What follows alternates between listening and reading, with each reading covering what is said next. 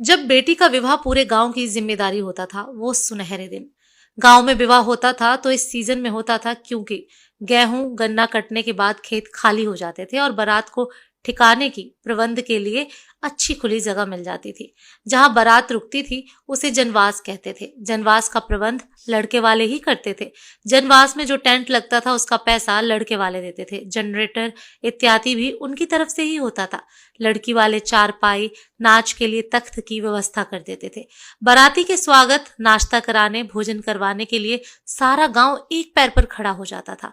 जितने लोग घराती की मदद के लिए आते थे वो सारे बाराती को नाश्ता भोजन करवाते जरूर थे, लेकिन बेटी के विवाह में स्वयं भोजन नहीं करते थे। बेटी के विवाह में जो लोग न्योता करने वाले रिश्तेदार आते थे वो पैसा, बर्तन, मिठाई, राशन, साड़ी, सिकोहिली, बेना इत्यादि लेकर आते थे।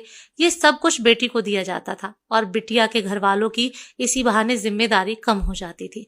जब तक बारात विदा नहीं हो जाती थी तब तक सारे गांव वाले मदद के लिए तैनात रहते थे। कहते थे कि बिटिया सांझी होती हैं। बेटी के पिता की इज्जत सारे गांव वाले अपनी इज्जत मानते थे। हर घर से बिस्तर, बर्तन, जरूरत का सारा सामान आ जाता था। गांव वाले ही मिलकर भोजन बना लेते थे।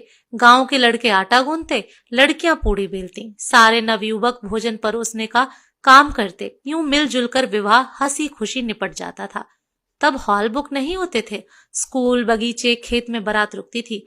सारे बाराती नाचते गाते द्वार चार के लिए जाते थे तो गांव के सभी लोग उनके अगवानी के लिए आकर खड़े हो जाते थे।